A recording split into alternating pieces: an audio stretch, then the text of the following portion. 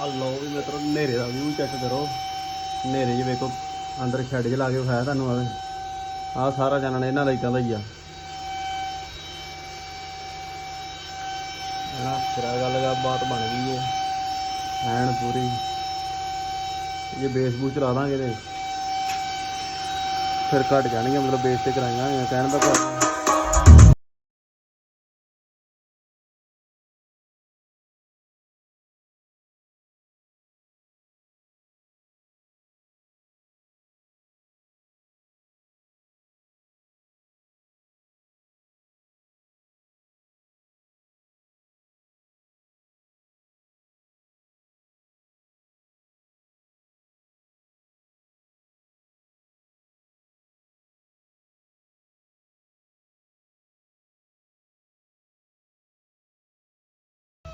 ਚਲੋ ਮਿੱਤਰ ਹੋ ਗਿਆ ਹਨੇਰਾ ਫੁੱਲ।